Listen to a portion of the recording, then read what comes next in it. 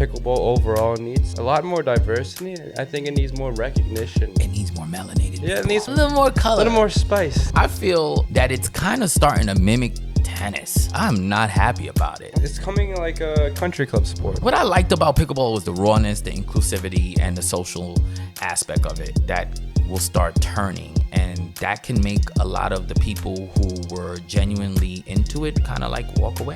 Draymond reminds me of like a watered down Dennis Rodman.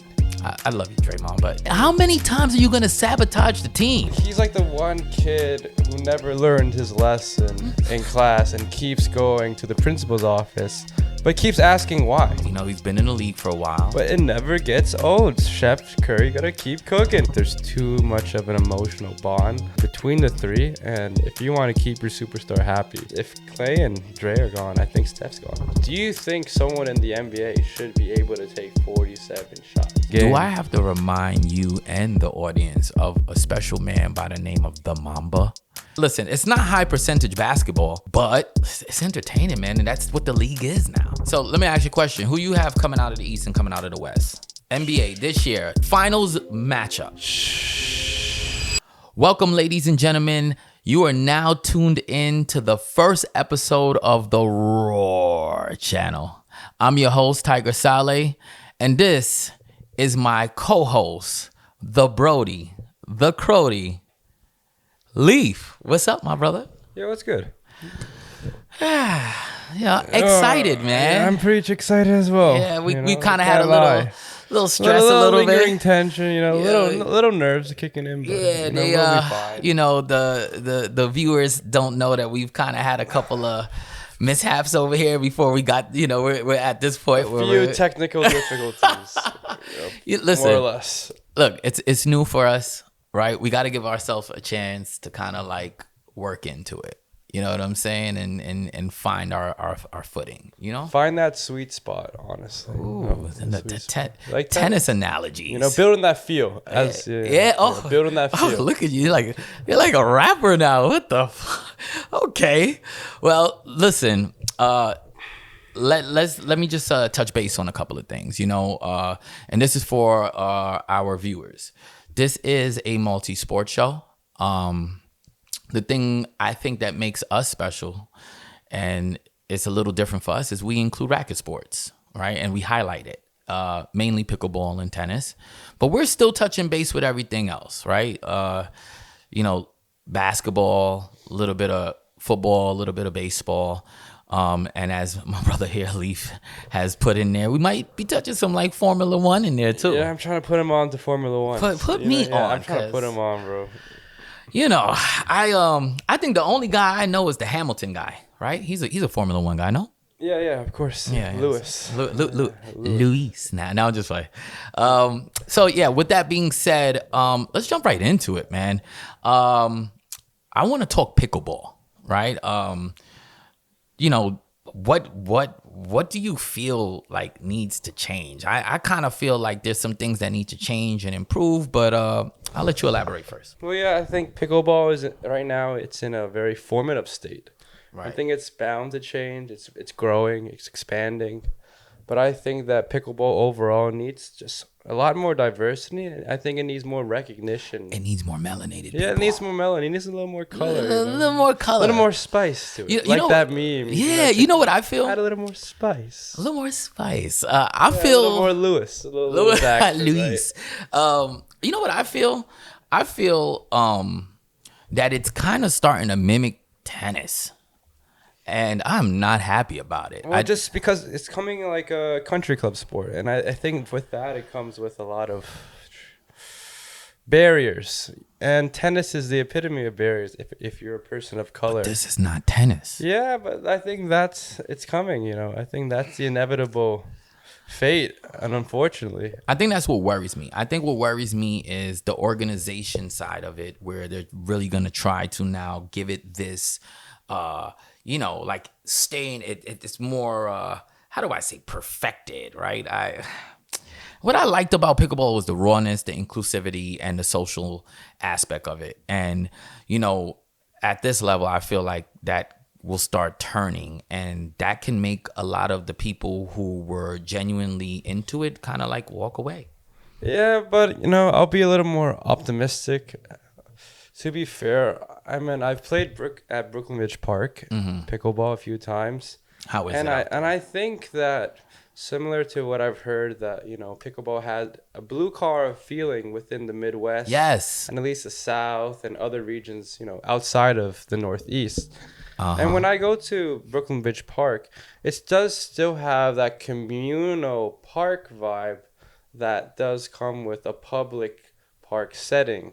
And I think that as long as people are playing in a public park, you remove those barriers. Similar to like how public parks for tennis have its own, vibe. Maybe it's not as exclusive, but there will always be a space. That gives me like a late 90s tennis vibes, right? Like it was, I know I'm older. So I can't even say. I'm kicking up no dust. comment. I'm kicking up dust. That was not even a thought. Listen, I'm kicking up a lot of dust. All right, but it's all good. But yeah, I listen. I don't want to dwell on it too much, but I'll leave with this. And if you want to elaborate on it, you can. If not, we'll move on. But I just listen, man. I just want to see it still have a purity to it. Right. As a person who's not at the level where I'm playing competitively yet, I said yet to all of y'all looking. I just want it to feel pure, man. That's what kind of made me run away from tennis. There was no purity in it no more. It's just it's the gatekeepers, and we're always trying to get who's the best of the best. And it's almost like the music industry. Like the music industry used to curate talent, and now I feel like tennis is similar, and pickleball is becoming similar to tennis, where there's no curation of talent. Or it feels more like a business. Like they're just trying to. Feels like a motherfucking business. You know what I'm saying? And I personally would just say this: don't gatekeep, guys. To the ones who are in charge of the organizational part of pickleball, don't gatekeep and don't push this whitewashed agenda. And I'm sorry, I'm gonna be a little controversial right now, but that's not what the sport started off as, man. Let the people still have it. But I ain't gonna dwell too much on that. I want to jump into the NBA. There's been some exciting. This has been an exciting a lot of week. good storylines, honestly. And I want to start off with Draymond Green. Draymond reminds me of like a watered down Dennis Rodman. I love you, Draymond, but come on, brother. How many times are you gonna sabotage the team? Sorry. Well, he's like the one kid who never learned his lesson in class and keeps going to the principal's office, but keeps asking why. And, I think after a while, Draymond, I haven't reached any comparable level of success as him. He does work hard, but I think he needs to have a little more self-awareness and a little more reflection and contemplation. I know that he comes, his mama really cares about him. So I know that, she's imparting those good words. So mama, good words of wisdom. So he's hearing it. So I think for him, it's just implementing, the knowledge and experience that he has. He's a vet. But I gotta stop you respectfully. Shout out to Steph Curry. Well, of course, bro. I don't know if you saw the clip. Actually, let's pull it up. Sorry, guys, but we want to pull this clip up real quick. Let's pull this clip up. Let's see what we're looking at over here. Come on. Hold on. I gotta get my. Gotta get it right. We gotta get it right, people. Sorry. Bear with us. Little technical difficulties. I want to touch this clip real quick, bro. Tell me what you think. What did you think of the Draymond injection? All I say is we need him. He knows that. We all know that. And look, you could see on his Steve is patting him on the back. He's visibly just upset, bro. So light skin. Look, he starts crying. He's so light. He starts crying. Not Stephen. No, but every single person that stepped foot on the floor tonight and responded the way that they did, because back to back, the team as physical as they are, with that Well, look, contribution. I'm not gonna long with it. Look, I give him props because he came through at the end of that. Right, that last minute and like 40 seconds, he dropped that three, hit a couple of clutch shots. You know, he did his little, put him to bed. Yeah, you know, that's become his the like lullaby thing. celebration. Yeah, the lullaby yeah. celebration, and it's like, you know, that was dope. But you know, it's like, bro, how many times is he gonna do that? He's been in the league for a while. But it never gets old. Chef Curry gotta keep cooking. He's gotta keep cooking. Listen, And I could see him as a 39-year-old guy, just becoming like a three, just like a spot up guy, similar to Ray Allen or Kyle Korver, but more like Ray Allen. I see a Ray Allen because he'll still be shifty, and I think he can move off ball. I don't see his legs going. Do you see Draymond getting traded or leaving?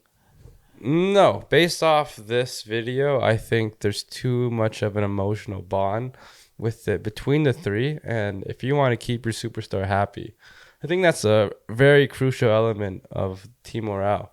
If Clay and Dre are gone, I think Steph's gone. Maybe. Yeah, that's what about if he went to Charlotte? Let's follow Daddy's footsteps. You know what I'm saying? But like I said, exciting week. Man, let's talk about that showdown between Jalen Brunson and the alien himself, the Wembenyama. Wembenyama. It's like Atenda Kumpo. Man, these names. I love those guys. But that was a showdown. Jalen dropped. Let's see. I want to be exact with these stats. Jalen had 61 points. God. 4 rebounds and 6 assists. Wemby had 40 points, 20 rebounds, and 7 assists. What the hell do you feel about that? Well, I think I saw something said that Wemby was the first rookie to drop 40 and 20 since Shaq. So, of course, whenever you're having your name compared to, people like Shaq, you definitely know you're in a certain crowd. Yeah. I think with Jalen Green, dropped 47 shots. Jalen Brunson. I mean, my bad. Jalen Brunson. We'll get to Jalen Green. Exactly. Oh, we're going to get to Jalen Green. But, it's a little foreshadowing, but Jalen Brunson, 61 points. I think he took 47 field goals. I think he shot 51 or 53% from the field. I mean, he's a killer. Listen, no, he ain't Chef Curry, but he was in the kitchen cooking like a for sure. But then at that same time, with all these, high-scoring games, do you think someone in the NBA should be able to take 47 shots in a do I have game? to remind you and the audience of a special man by the name of the Mamba? I think, listen, it's not to go up top. DeJounte took 44 shots, hit the game winner. It's not high percentage basketball, but it's entertaining, man, and that's what the league is now. We're looking. They're trying to keep the viewers locked in. Like we're trying to keep you guys locked in. But they're trying to keep the viewers locked in, man. Like, have we ever seen anything like this? Like, what? Embiid had 70 this year. A couple guys had 60 something. Like, I don't. Luka dropped 70. These guys are aliens, bro. Again, I be kicking up dust because I got some years under me. But, I remember Michael dropping 32 in a game was a big deal. Like we would talk about that in school. You saw Mike drop that 30 piece? Now it's like, that's regular. It's so regular. It's so regular. Sorry, technical difficulties. Yeah, go ahead. It's so regular. People drop. Shea's dropping. He averages 30 a game. Oh, great point. Listen. I just saw something where they lined up Shea next to Kobe's 2008 MVP season. In almost every category, he's better than Kobe. Does that make him the new Mamba? We're going to call it Shea the Cobra. He's the grandpa of Jordan, the father of Kobe. 3 generations. No, but I might take Anthony Edwards over Shea for Listen, Shea gives me more passing Kobe. the torch. Shea gives me more Kobe. Anthony gives me more MJ. I see. Let's talk about it. Chat, you get in think there. that because Anthony has a little more athleticism than Shea. Shea has a little more craft, a little more finesse. His bag is a little deeper as of right now. No, I totally agree. But listen, that's very big on comparison to MJ and Kobe. Like Kobe wasn't as athletic as MJ. Let's be honest. He was more skilled. He wasn't more athletic, bro. Mike was jumping over people, bro. Mike was kneeing guys in midair. Get out of my way. You know what I'm saying? Kobe had that his first maybe 3-4 years in the league, but he started playing more on the ground. He'd have his moments, don't get it twisted, but MJ just played above everybody, and Anthony just gives me that.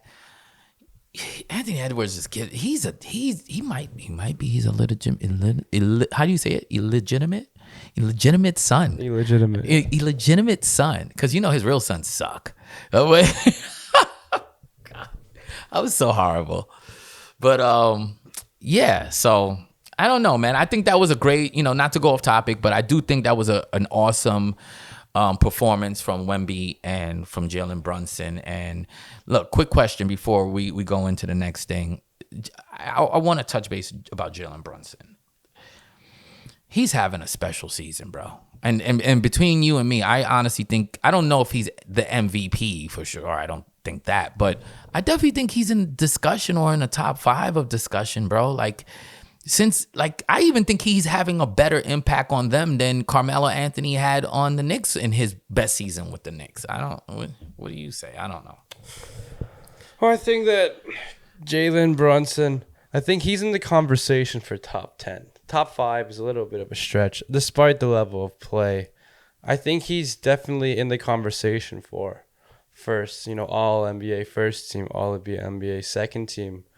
But I think that the only thing that's unfortunate is his height. I think his height really holds him back. I mean, what do you think? Can you really lead a team at 6'2"? Isaiah Thomas, Boston. This is a different game. This is a way more athletic. Yeah, but he has a very similar, both lefties, pretty shifty, not the most athletic, but very shifty. And in all honesty, man, he's an animal on the offensive end. I at times I could feel he's a liability defensively, but in this game full of giants, who wouldn't be at that size, bro? Let's be honest. But with the Knicks in general, my only fear for them, even if they're gonna have a late postseason run push, the thing with Tom Thibodeau run teams is when they get to the playoffs, usually they're on very, very, very, very thin ice. They're tired.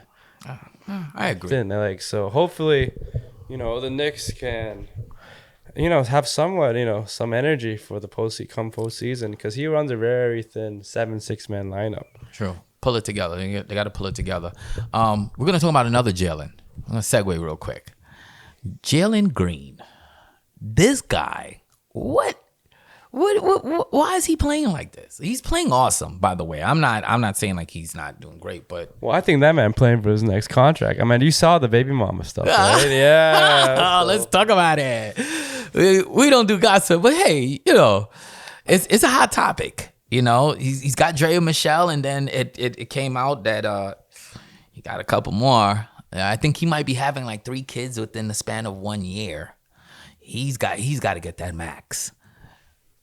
But also, do you think that, Jalen Green's thinking to himself, I'm going to become a father. So, I got to, up my game, Does that change, as a man? I mean, I don't have kids. So. I'm a father. And yes, hell yeah. It makes a difference. It does.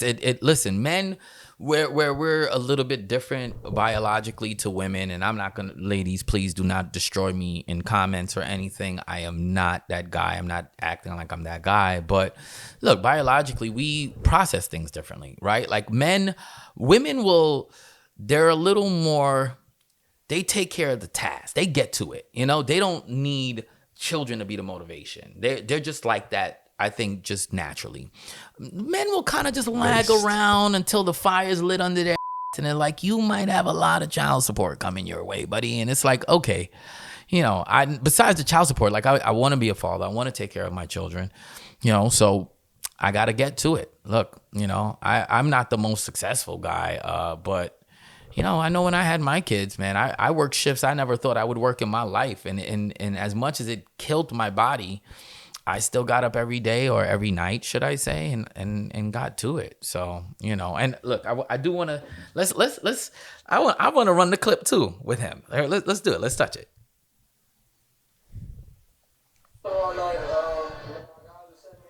Tomorrow night, you know, my guys were setting me up to get good shots. I was getting downhill, the three was opening. Yeah, everything was just opening up for me today, and shots were falling. Amin Thompson had a career-high 25. Jock Landale had a career-high 7 blocks. What do you see from your teammates in the collective effort tonight? Everyone just stepping up. Everyone they stepping up because they see him stepping up. You know, I think that plays a part. We all got the same goal, and yeah, everyone's on board with it. Tonight was the 6th double-double of your career, and they've all come within the last 25 games. Response. How would you describe this hot streak that you've been on? I don't know. Like I said, I got a goal right now, and that's to get to the playoffs and just win. Stack as many W's as we can before the end of the season, and just pray that we can get into the play-in. So yeah, that's just the main focus right now. Since All-Star break, you have been explosive. What is motivating you? Here it is. My family. His family, baby. My baby. So yeah. It's his family. You know, listen, like I said, you know, biologically, men, once we know we got to put meat on the table, or food on the table, should I say, pause. You know, yeah, no, I'm not gonna go there. But you know, what do you say, man? Yeah, man, Jalen Green, he's definitely playing with some fire under his but I think we also should put some respect on Şengün. You know, before he had this hot streak, Green. Şengün was carrying. I mean, the Rockets were being carried by Şengün. He's been putting up borderline all-star numbers. So let me ask you a question: who you have coming out of the East and coming out of the West? NBA this year, finals matchup.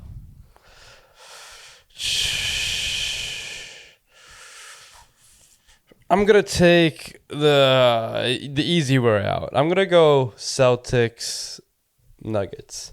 I think that the Nuggets are just too much of a well-oiled machine. And the Celtics. I love you. You can't go wrong. I love you. You're my bro. Yeah. But I don't want to hear that, bro. Okay. I don't want to see. I don't want to see that again. You really think I want to see the Nuggets and the Celtics again? Hey, but that was a boring series, bro. That series was not entertaining. The Bucks series was more, when they won the championship, was more entertaining than that series. Come on. Bro, who do you have taking the Celtics out of the East? I mean, can you see the Knicks beating the Celtics in the 7-game series? Well, listen, they beat them during the season, right? And I always tell people, look, I know Jason Tatum is a monster. Jaylen Brown is still finding his thing, even though he is the highest paid guy in the league. But, you know, listen, man, you can't keep Milwaukee out of it, you know. And now that Giannis has kind of handed over the reins to Dame to a certain extent, they've kind of been a little more, you know, they've been delivering. But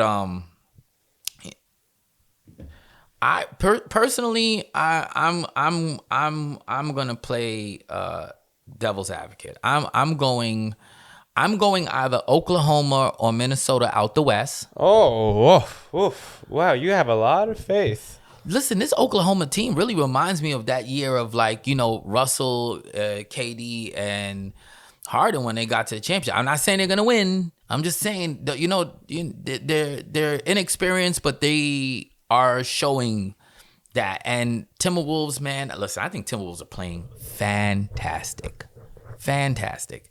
So that's what I have coming out the West. Out the East, I am not gonna lie, I'll go Boston 1, but to take Boston out of it, I devil's advocate, I'm going Milwaukee or New York. I just have a feeling like New York has that grit and grind that reminds me of that mid-90s team with Ewing, Starks, and all those guys, and I kind of like it. I'm not a Knicks fan, but I like it.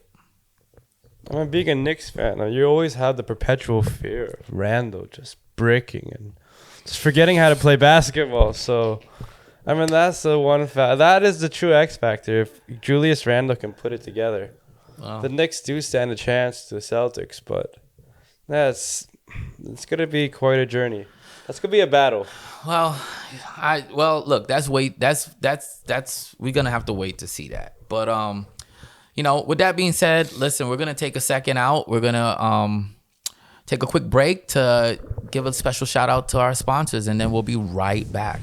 With over 20 years of experience building award-winning digital solutions for Fortune 500 companies, the experts at Monera Solutions can audit your brand's social media or website and give you a customized strategy and action plan to increase your online presence, engagement, and revenue.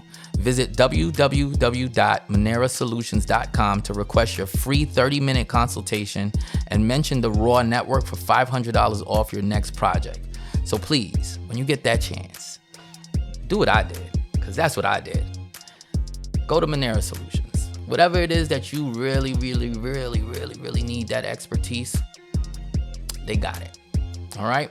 Monera Solutions for your digital solutions. All right, welcome back, everybody. So we are in the final stretch. We're in the final stretch. And, like I said, we do highlight racket sports. And we can't leave without touching base about some, as I like to say, tennis. Tennis.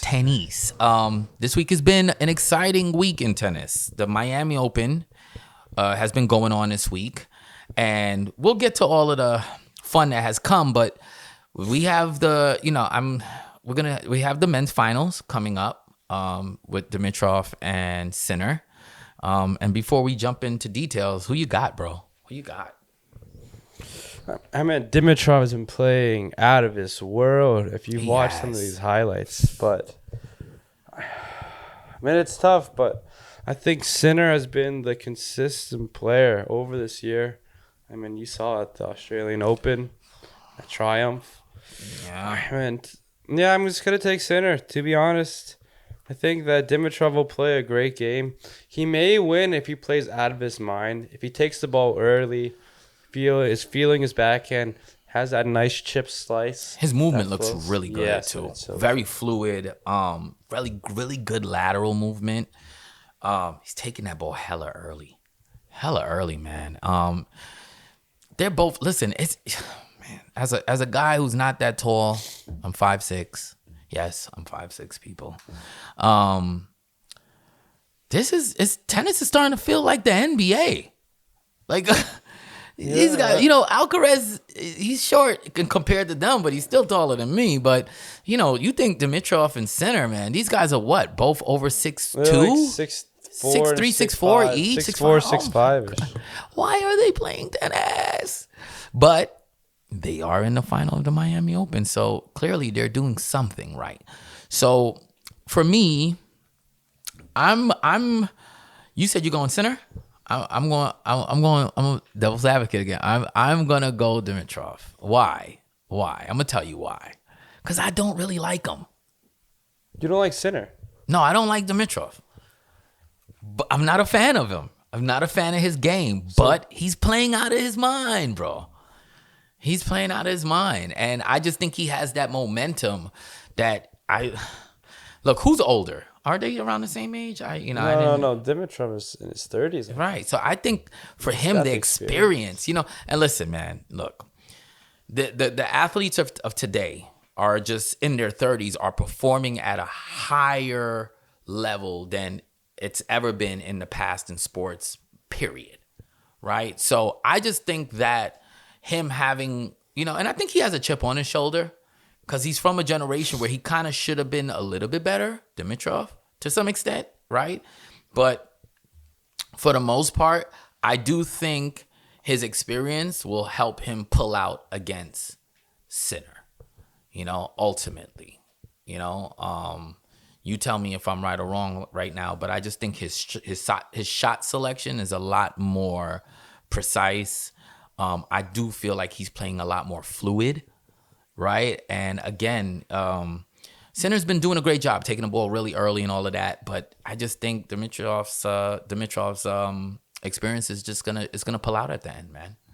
It's gonna pull out, So what do you think? Give me predictions of scores. What do you think? I think I'll go the distance. I'm gonna say 6-3, 5-7. 6'7". Hold on. I think we're having a little bit of technical difficulties. We'll get back to you guys. We're going to hold up for 1 second. We'll be coming right back.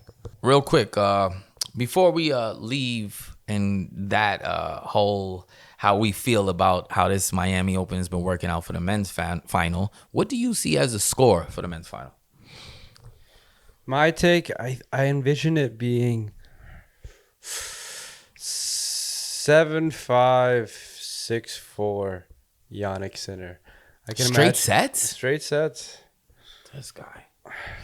I hate to say it. I love you, bro. But you see, this is why me and you. This is why like me and you takes, sometimes man. we get a little spicy with each other because it's like you need that. You need the conflict. Like, you know?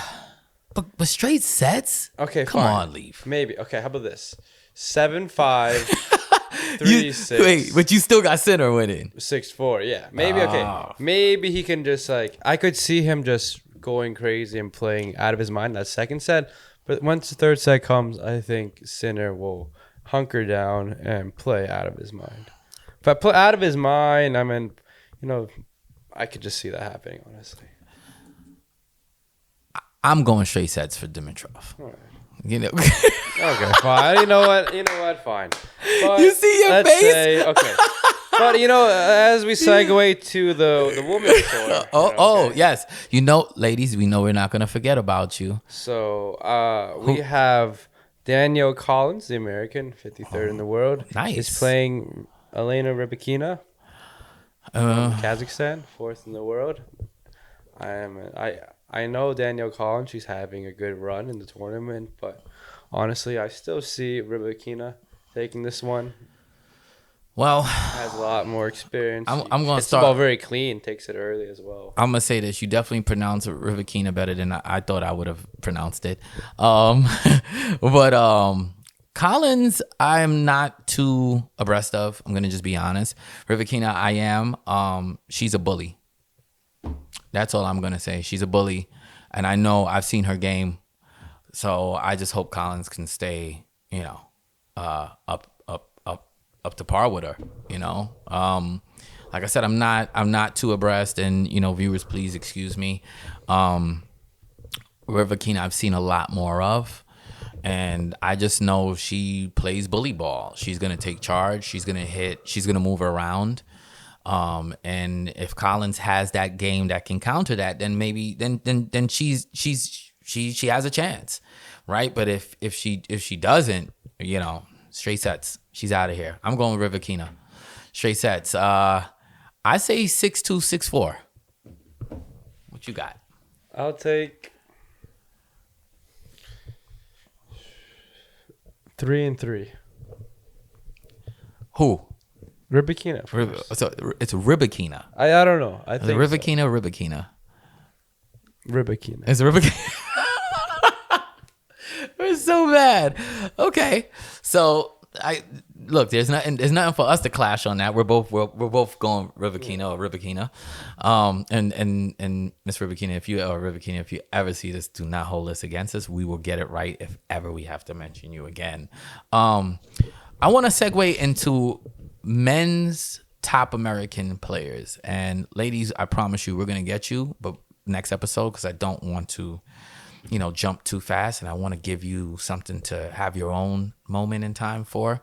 For me, Francis Tiafoe, Ben Shelton, Tommy Paul, Taylor Fritz. What do we say about that? I know Big Foe is number 22 in the world. Ben, I like to put the phone down on you, is number 17. Tommy Paul is 14 in the world. Taylor Fritz is 13. And let me say something. I think this is probably the best talent we've had coming out of America in a long time. Long. And like I said, I kick up dust. So I was around when American tennis was dominating. What's your take, man? What's your take? So I do think we're in a golden era of men's tennis. I mean, we have now. Yeah. American tennis. Okay. Golden age of American tennis. Yeah. Maybe regular men's tennis. We're in a very limbo phase after the big three are finding their way out of the game. But from amongst those four Americans, I think that Ben Shelton has the biggest game, and I think he has the X factor, that champion mentality, that dog mindset that will push you over and to help, win a tennis match. Most matches are decided within 1 or 2 points, and I think he has the mental fortitude and endurance to win those 2, 3, 1 points that are essential to be the top player. He's a beast. You know Huge, what? Excuse massive my serve, language. lefty serve out he's- wide. But he gives me. Slice it. Listen, Kick. you know me. I like to give that perspective that a lot of people are like, oh, here we go again. Tiger's jumping off yeah, I'm jumping off the ledge. That's why it's called the Roar Podcast, because I'm going to let my voice be heard. And here's what I got to say. He gives me Andy Roddick vibes. He gives me big serve, very explosive, but longevity speaking, I don't see him winning more than maybe 1 or 2 Grand Slams. I'll say this. I definitely, like I said, he gives me Andy Roddick vibes. I'm not too impressed by him. But look, I could be wrong. Who am I, right? Like, these are the guys, they're pros. I'm not. So I'm just giving my somewhat non-expert opinion, but I'm a player too, and a coach. But Big Foe, I'm a little disappointed about. He cracked the top 10, and to fall at 22, bro. Like, I don't know if he's had any injuries. I haven't followed, and forgive me, but I haven't really followed too much. But Taylor Fritz, I just don't like his strokes. I hate his game. You don't like that Western grip? I love his backhand. He has a nice backhand. It's like, what is that? What is that? And Tommy Paul, just consistent. He's a grinder. But I don't see him winning no chips, bro. He don't give me chips vibes. And that's why when you say golden era, I love you, bro, and I know you know the game, but golden era and relative to what we've had. We've had there's shit, nothing. Yeah, but it's not. What have we had since Roddick? Is there? Yeah, true. Marty Fish. True. Shit. Yeah. I love Marty Fish. Yeah. Great documentary. Great documentary, by the way. Shout out to Marty Fish. Listen, You man, real you G, connected Marty. with a lot. You connected Don't get with me a lot wrong. of people, and he touched base on a lot of things. And not to go off topic, but that documentary was really good because he touched base with a lot of things that a lot of players who are really trying to establish themselves on a tour have problems with. Listen, guys, if you don't know tennis, let me break something down to you. I've been playing for 28 years. Yes, I'm old as so what? Anyway, but listen, tennis is not an easy sport. You play it all year round, and your body goes through something that I don't think any other sport puts you through. And that starts to work on you not only physically, but mentally and emotionally. You're on the road. And if you're not making money, you're away from your family. You probably can't afford to have a girlfriend or a boyfriend. And that at times can become extremely depressive. And for me, I felt him because coming from an upbringing where I didn't have a lot of money and I had to perform. And then when I finally got to the level where I could go pro and wasn't able to really live that out, it plays on your mental, and it really made me not even want to touch a racket for like almost 10 years. Even though I still did my coaching on the side, I didn't enjoy it. And the dedication that you have to give to get to that certain level, you are alone most of the time, unless you're making the big bucks like a Federer, Nadal, or what's his name, Djokovic. Listen, man, you can't afford to bring your woman on tour with you, bro. You can't afford to bring your coaches on tour with you. You can't afford to bring, assistants on tour with you.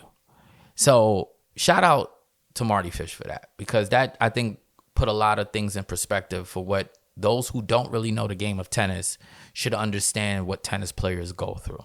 Right? Not to go off I know I went on a little tangent, but No, that's you know fine. what I'm saying? This is what we're here for. Yeah, and looking at these, and I say that for a reason. Looking at these this specific group of American tennis players, you know, I definitely think Big Foe has and Ben have like the edge over those two guys, even though those other two guys are performing a lot better because Ben and Tiafoe are more marketable. They just are. You know, Tommy, if you ever see this, bro, don't hold it against me, but you're boring.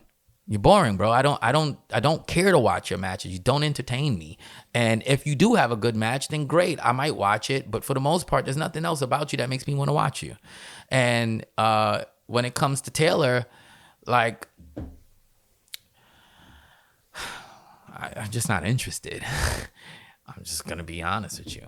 You know, and I don't know, bro. If you have any, closing out on that topic, any closing out statements, you can feel free to say something. But if not, we can move on to the next subject. All right. Well, like I said, we are in the final stretch, and now we're about to cross the finish line. But before we do, I want to talk Top Spin 2024. You know, the video game. Yes, I am talking about the video game. They're bringing it back. Finally, after I think, 12, 13 years? You know, and listen, I had it for Xbox 360. And man, that shit helped me blow off a lot of steam. Okay? A whole lot of steam. Because I didn't always want to play NBA 2K. Right? Sometimes I wanted to play something I was actually good at in real life. Like I was good at ball, but I wasn't like professionally good at ball. But, tennis I was. So, I loved it when it was on Xbox 360. But how do you feel? I have a PS5. You have one. I look forward to busting your we'll see about that. I'll put it like this. I mean, growing up, I used to always go to my uncle's house in North Carolina, and he used to have an Xbox 360. We would always play Top Spin 4. I remember my brother and I used to treat the game as if it was like a real tennis match. So we would practice our tactics. That was the dope part of it. Like you could do practice. Working on inside out angles, trying to work on your slice down the line. And seeing how to really craft a point. I think a lot of like modern tennis is just reactive. Yes. You really got to think of how you're going to win your point. And I think I attribute Top Spin 4 to, the tactical element of my game. Yeah, no, for sure. Yeah, man. It for those the younger generation, if you're looking at this, and V, what camera am I looking at? For the younger generation, let me put you on to something. You're a tennis player, get this game, okay? Because if you want to be the best, I'm not saying the video game is going to make you the best, but you have to kind of absorb all aspects of the sport, even when you're not on the court. And I noticed something because, I think all of us, and I'm sure you went through it too, that played tennis competitively, even as juniors, maybe not on a professional level completely, but as juniors, once you're not playing tennis, you don't even really want to do anything that has to do with tennis. You know what I'm saying? But what I learned looking at like Federer and Djokovic and Nadal, if you actually really want to be the best, you kind of have to live it. You got to live it. You got to live everything that comes with it. And if that means play the video game, man. Play it. Because I know me and Leaf are gonna be playing online. We both have PS5s, and we're gonna be going at it, bro. I look forward to redeem myself against you because he's annihilated me in pickleball. I think your record against me in pickleball is like 23-3, maybe 24. 20. Thanks, Leaf. Appreciate it. With that being said, we are at the end of our show. Man. Wow. I just want to say, what a ride it's been. Even after one episode. Yeah. Listen. Hey, thank you. Thank you, Allah. I appreciate it. Look, man, I want to thank you for taking the time to join me on this journey, brother. Of course. We talked about this a lot, and now it's real. I want to thank our production guy in the back that you guys probably will never see his face, but that's the man, the myth, the legend, Valerio. I'm gonna create that for you, V. That's who you are. You're the man, the myth, the legend. But shout out to you, man, for taking on this with us, and we really appreciate it. And to all the viewers, please, subscribe, watch it, comment, like it, share it, and love it. Right? But with that being said, this is the end of the first episode of the Roar channel. I'm your host, Tiger Saleh. That's my co-host, Leaf. And we out. Let's clap it up. Let's clap it up. Yeah. Much love, everybody. We out.